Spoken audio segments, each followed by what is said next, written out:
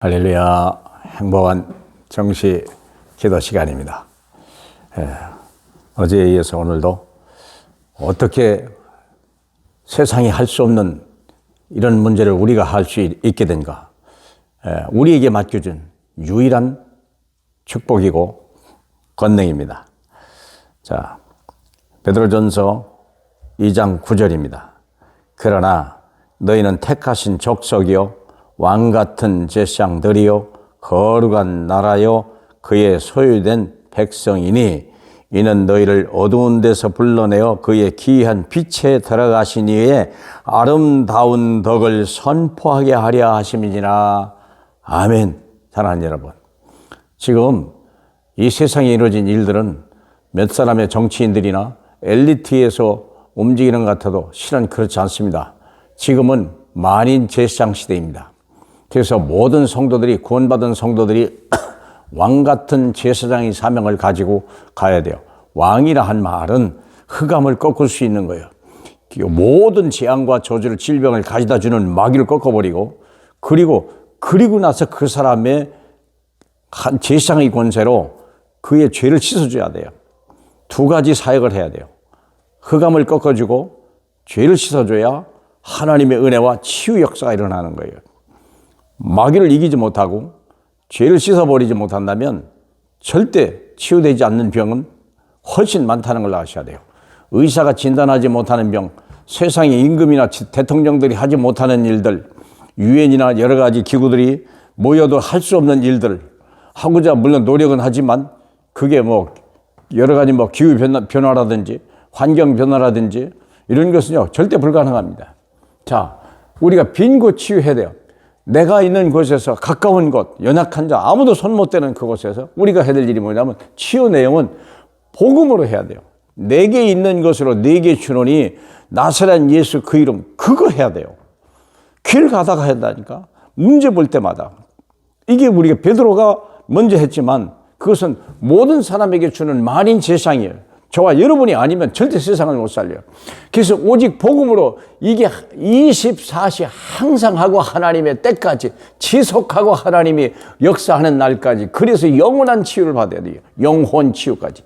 요셉이라는 사람이 애굽 치유를 했잖아요. 뭘 했습니까? 임마누엘이 뭡니까? 마태복음 1장 21절.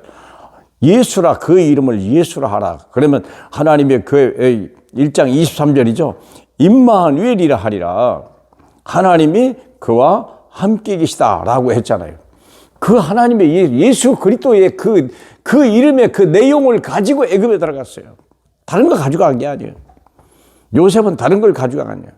임마누엘, 그 예수 그 이름 하나 가지고 애굽으로 간 거예요. 그랬더니요, 보디발의 집에 축복이 임하기 시작하고 하나님이 함께 하신 걸 봤다고 그러잖아요. 감옥에 들어갔는데도 감옥 살려내고요, 왕을 만났는데 왕을 살리고 나라를 살리는 역사. 그래서 요셉이 그래요. 모세가 그걸 또 했잖아요. 애굽을 살려냈잖아요.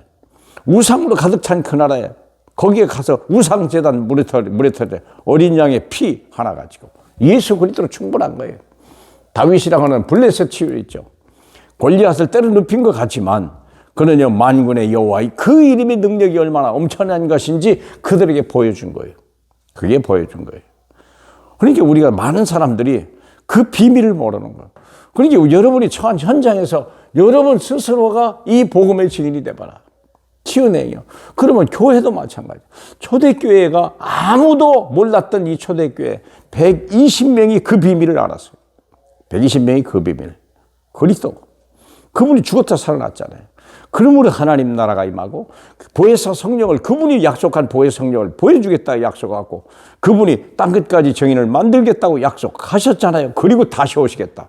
생각해봐요. 5가지 언약이 있잖아요. 예수 그리스도 1장 1절, 그 다음 1장 하나님 나라의 일 말씀하시고 1장 8절, 그리고 오직 성령이 임하면 된다 그리고 땅끝까지 증인된다고 약속했고 다시 온다. 5가지 언약을 붙들고 이들이 모였는데 교회가 변한 거예요.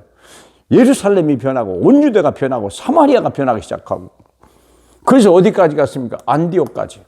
흩어진 자들이 환난 때문에 환난인데도 불구하고 환난을 축복으로 바꾸는 사람들. 그리고 마게도니아까지 건너가서 이제는 그들을 살리는 유럽 교회에 살리는 역사가 일어났어요. 복음 하나 가지고. 복음을 여러분, 복음을 아는 것이 인생의 최대의 주제입니다. 그 시대를 살린 거예요. 오늘날의 강대국 약소국들이 얼마나 많습니까? 강대국, 우리 중국을 예를 들면요. 그거 면접한 모든 나라들이 다 전쟁을 일으키고 그로 인해야 불편한 역사.